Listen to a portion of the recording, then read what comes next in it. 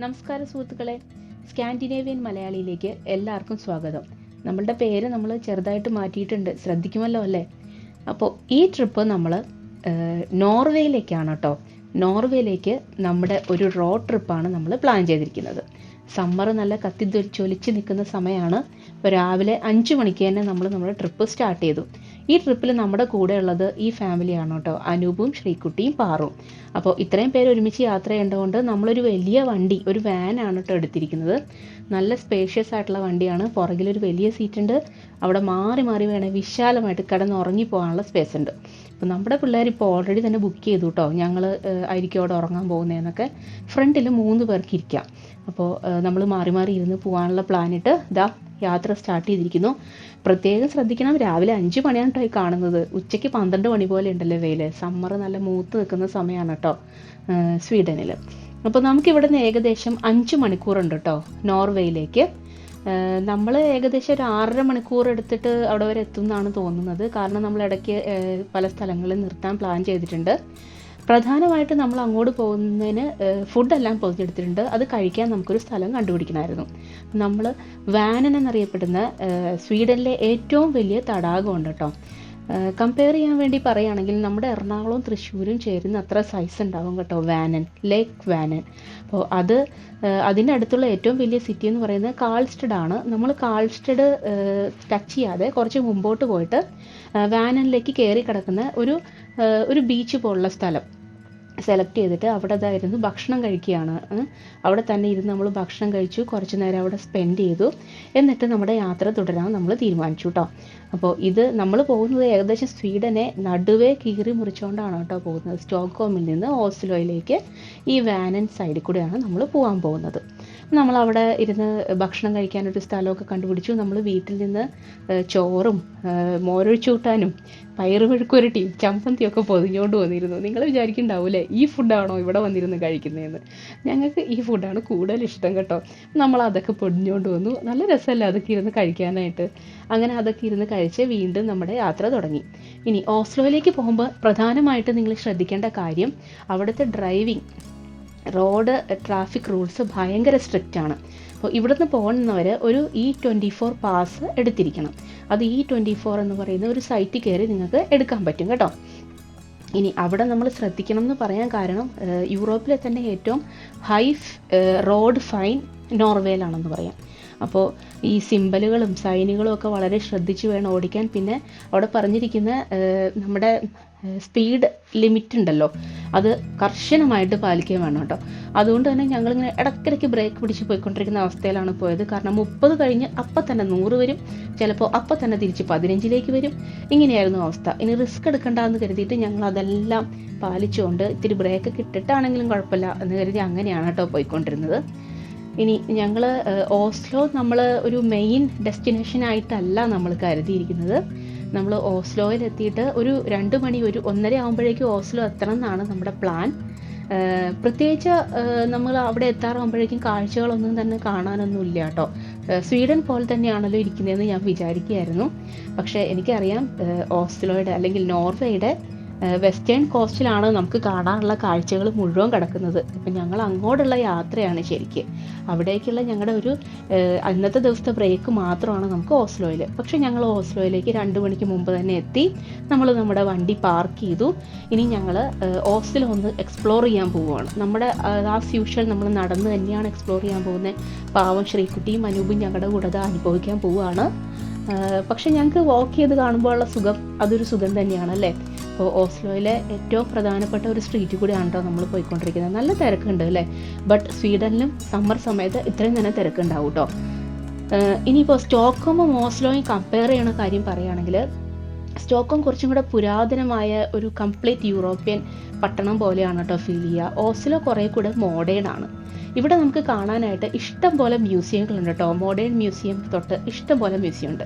ഒരു ടെസ്ല കിടക്കുന്ന നോക്കൂ. ഈ ടെസ്ലയാണ് കേട്ടോ ഇവിടെ ഊബറായിട്ട് യൂസ് ചെയ്യുന്നത്. മറ്റേ നോർവേയുടെ എനർജി എഫിഷ്യൻസിയെ പറ്റി നിങ്ങളെല്ലാവരും തന്നെ കേട്ടിട്ടുണ്ടാവുമല്ലോ അല്ലേ. ഇനി നമ്മൾ ഓസ്ലോയിൽ national museum, national opera house museum, പിന്നെ modern museum, folk house museum, അങ്ങനെ ഒരുപാട് മ്യൂസിയങ്ങളുണ്ട് കേട്ടോ കാണണം താല്പര്യമുള്ളവർക്ക്.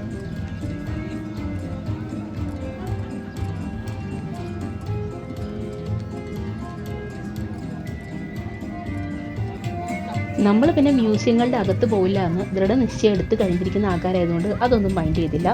നമ്മൾ സിറ്റി നടന്ന് കാണാം എന്നുള്ള തീരുമാനത്തിലായിരുന്നു കേട്ടോ. പിന്നെ ഫോക്ലോർ മ്യൂസിയം പോലൊരു സ്ഥലം നമ്മൾ അടുത്ത ദിവസങ്ങളിൽ കവർ ചെയ്യാൻ പോകുന്നുണ്ട്, അതുകൊണ്ട് അത് കുഴപ്പമില്ല എന്ന് വിചാരിച്ചു. ഓക്കേഴ്സ് ഗാത്ത എന്നറിയപ്പെടുന്ന സ്വീഡനിലെ ഓസ്ലോയിലെ ഏറ്റവും പ്രധാനപ്പെട്ട ഒരു സ്ട്രീറ്റാണ് കേട്ടോ ഇത്. ഇതിൻ്റെ സൈഡിൽ തന്നെ നമുക്ക് നാഷണൽ മ്യൂസിയം, നാഷണൽ ഹൗസ് അങ്ങനെയുള്ള എല്ലാ സംഭവങ്ങളും കാണാൻ പറ്റും. നമ്മൾ ആദ്യം പറഞ്ഞ പോലെ അവിടെ ഒന്നും കയറുന്നില്ല, ഇതിന് പകരം ഇതിൻ്റെ സൈഡിലുള്ള മറൈൻ വാക്കിലേക്ക് നമ്മൾ പോവുകയാണ്. ഓക്കേഴ്സ് ബ്രിഗ എന്നാണ് അതിൻ്റെ പേര്. ഓസ്ലോയിലെ തന്നെ ഏറ്റവും റിച്ച് ആയിട്ടുള്ള ഒരു ഏരിയ ആണ് ഇതെന്നാണ് പറയുന്നത്. ഇഷ്ടംപോലെ റെസ്റ്റോറൻറ്റ്സും മറൈൻ ഹൗസുകളും നിറഞ്ഞിരിക്കുന്ന ഒരു അടിപൊളി വൈബുള്ള സ്ഥലമാണ് കേട്ടോ ഈ ഓക്കേഴ്സ് ബെർഗ എന്ന് പറയുന്ന സ്ഥലം, ഓക്കേഴ്സ് ബിഗ്ഗ എന്ന് പറയുന്ന സ്ഥലം.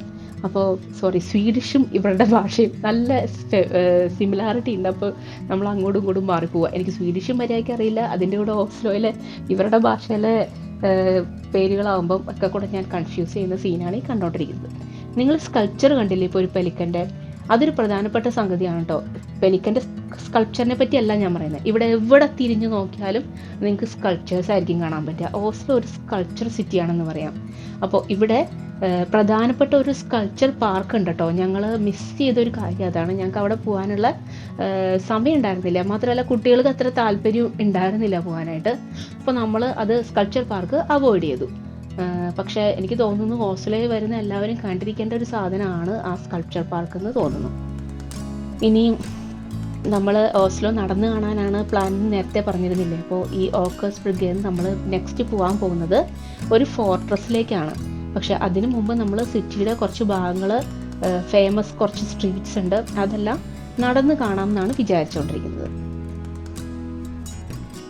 ഇവിടെ എത്തിയപ്പോഴത്തേക്കും അനൂപ് ശ്രീകുട്ടിയും കുറച്ച് തളർന്നു കേട്ടോ. അതുകൊണ്ടാണ് അവരെ കാണാത്തത്. അവരൊരു ബെഞ്ചിൽ ഇരിപ്പായിട്ടുണ്ടായിരുന്നു ഈ സമയമായപ്പോഴത്തേക്കും. അപ്പോൾ ഇപ്പോൾ അത് അവരെയും നമ്മൾ നമ്മുടെ കൂട്ടെ വിളിച്ചുകൊണ്ട് ഈ ഫോർട്രസ് കാണാൻ വേണ്ടി പോവുകയാണേ. സ്റ്റോക്ക്ഹോമിലെ പോലെ തന്നെ ഇവിടെ മെട്രോയും ട്രാമും എല്ലാം ഉണ്ട് കേട്ടോ. എല്ലാ സിറ്റികളും ഡൗൺ ടൗണുകളൊക്കെ ഏകദേശം ഒരേപോലെ തന്നെയാണ് ഇരിക്കുന്നത്. ഈ ഫോർട്രസിലേക്ക് കയറണം, നമ്മൾ കുറച്ച് മുകളിലേക്ക് ഒന്ന് കയറാനുണ്ട്. അതിൻ്റെ മുകളിൽ കയറി കഴിഞ്ഞാൽ ഓസ്ലോയുടെ ഒരു നല്ല വ്യൂ കിട്ടും. അപ്പോൾ അതുമൊക്കെ പ്ലാൻ ചെയ്തിട്ടാണ് ഞങ്ങൾ മുകളിലേക്ക് കയറിക്കൊണ്ടിരിക്കുന്നത്. ഈ സമയമായപ്പോഴത്തേക്കും വൈകുന്നേരം ഒരു 6-6:30 ആയിട്ടുണ്ടായിരുന്നു കേട്ടോ. നമ്മൾ അടച്ചിട്ടുണ്ടാവുമോ എന്നൊരു ഡൗട്ട് ഉണ്ടായിരുന്നു, ബട്ട് ലക്കിലി അത് അടച്ചിട്ടുണ്ടായിരുന്നില്ല. അപ്പോൾ അധികം തിരക്കും ഉണ്ടായിരുന്നില്ല. അതുകൊണ്ട് നമ്മൾ അതിൻ്റെ മുകളിൽ പോയിട്ട് മുകളിൽ നിന്നൊരു വ്യൂ ഒക്കെ കാണാം എന്ന് കരുതി. ഇത് കഴിഞ്ഞ് ഇതിന് പാർട്ടിൽ തന്നെയാണ് കിടക്കുന്നത് ഗംല ഓസ്ലോ, അതായത് പഴയ ഓൾഡ് ടൗൺ എന്ന് പറയുന്ന സ്ഥലങ്ങളൊക്കെ ഇതിനോട് ചേർന്ന് കിടക്കുന്നുണ്ട്. ഇത് കഴിഞ്ഞ് ഞങ്ങൾക്ക് അങ്ങോട്ടാണ് പോകാനുള്ളത്. പിന്നെ അതെല്ലാം പോയി കണ്ടിട്ട് വേണം ഓസ്ലോയുടെ മെയിൻ ആളെ പോയി കാണാൻ. ആരാണെന്നറിയോ? Oslo tiger. എന്താ ഓസ്ലോയുടെ വേറൊരു പേരെന്നറിയാമോ? ടൈഗർ സിറ്റി എന്നാണ് കേട്ടോ ഓസ്ലോ അറിയപ്പെടുന്നത്. ഈ ഓക്കർഹൂസ് ഫോർട്രസിൻ്റെ മുകളിൽ നിന്ന് ഓസ്ലോ കാണാൻ ഭയങ്കര ബ്യൂട്ടിഫുൾ ആണ് കേട്ടോ. അപ്പം നമ്മൾ ഇതിൻ്റെ മുകളിലൊക്കെ കുറച്ച് നേരം അത് കൂടെയൊക്കെ നടന്നു. പിന്നെ ഏറ്റവും മുകളിൽ പോയി ആ വ്യൂ എല്ലാം കണ്ടു. അത് കഴിഞ്ഞ് നമ്മൾ തിരിച്ച് നടന്ന് നമ്മൾ ഗംല ഓസ്ലോയിലേക്ക് പോകണം എന്നാണ് നമ്മുടെ പ്ലാൻ. ഞാൻ ആദ്യം പറഞ്ഞ സ്കൾപ്ചർ പാർക്ക് ഫ്രോഗ്നർ സ്കൾപ്ചർ പാർക്കാണ് കേട്ടോ. എനിക്ക് തോന്നുന്നു മസ്റ്റായിട്ട് ഓസ്ലോയിൽ കണ്ടിരിക്കേണ്ട ഒരു സ്ഥലം. മ്യൂസിയങ്ങളേക്കാൾ കൂടുതൽ ആ സ്കൾപ്ചർ പാർക്കായിരുന്നു. പക്ഷെ ഞാൻ ആദ്യം പറഞ്ഞല്ലോ, ഞങ്ങൾക്ക് അതത്ര നമ്മുടെ ലിസ്റ്റിൽ ഉണ്ടായിരുന്നില്ല അത്രയ്ക്ക് കാര്യമായിട്ട്. അതുകൊണ്ട് ഞങ്ങളതങ്ങ് അവോയ്ഡ് ചെയ്തു. ഞങ്ങൾ അതിനേക്കാൾ കൂടുതൽ പ്രിഫർ ചെയ്തത് ഓസ്ലോ സിറ്റി ഒന്ന് എക്സ്പ്ലോർ ചെയ്യാൻ വേണ്ടിയിട്ടായിരുന്നു.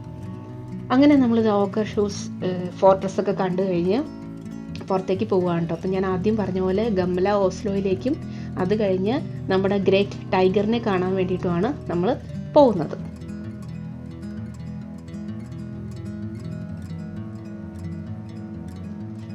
എല്ലാ യൂറോപ്യൻ പട്ടണങ്ങളിലും ഉള്ള പോലെ ഓസ്ലോയിലും ഒരു ഓൾഡ് ടൗണും ഗംല ഓസ്ലോയും അവിടുത്തെ സ്ട്രീറ്റുകളും എല്ലാം ഉണ്ട് കേട്ടോ. അവിടെ ബ്യൂട്ടിഫുൾ ആയിട്ടുള്ള ഒരുപാട് സ്ട്രീറ്റ്സും ഉണ്ട്. ഞങ്ങൾ അതുപോലെയുള്ള ഒരു സ്ട്രീറ്റിൽ പോവാൻ ശ്രമിച്ചിരുന്നു. പക്ഷെ അതായത് ഓൾഡസ്റ്റ് സ്ട്രീറ്റ് ഓഫ് ഓസ്ലോ എന്ന് പറഞ്ഞിട്ട് ഡാം സ്ട്രീഡറ്റ് എന്ന് പറയുന്ന ഒരു സ്ട്രീറ്റിൽ. പക്ഷെ നമ്മുടെ വണ്ടി അങ്ങോട്ട് കയറുന്നും ഉണ്ടായിരുന്നില്ല.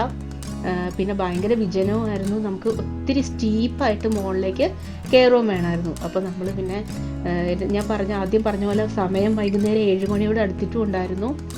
സമ്മർ ആയതുകൊണ്ട് തന്നെ അധികം ആളുകളും ഉണ്ടായിരുന്നില്ല. എല്ലാവരും ഓരോ ട്രിപ്പിനൊക്കെ പോയേക്കായിരിക്കുമല്ലോ. അപ്പോൾ അതുകൊണ്ട് തന്നെ ഞങ്ങൾ വിചാരിച്ചു നമ്മളിനി അവിടെ പോകുന്നില്ല എന്ന് കരുതിയിട്ട് നമ്മൾ ഗംല ഓസ്ലോയിൽ നിന്ന് നേരെ തിരക്കുള്ള കാൾ യോഹാൻസ് സ്ട്രീറ്റ് എന്ന് പറയുന്ന ഏറ്റവും പ്രധാനപ്പെട്ട സ്ട്രീറ്റിലേക്ക് നടക്കുകയാണ് കേട്ടോ. അത് നടക്കുന്ന സമയത്ത് ഇതാണ് ഓസ്ട്രോ സെൻട്രൽ സ്റ്റേഷൻ. അപ്പോൾ ഇവിടെയാണ് കേട്ടോ ഓസ്ലോയുടെ സ്റ്റേഷനും മെട്രോയും നമ്മുടെ സ്റ്റോക്ക്ഹോം സിറ്റി സെൻറ്റർ പോലത്തെ സ്ഥലം. അപ്പോൾ എന്തായാലും ആ സ്ഥലവും കൂടെ നിങ്ങളെ ഒന്ന് കാണിച്ചേക്കാമെന്ന് വിചാരിച്ചു.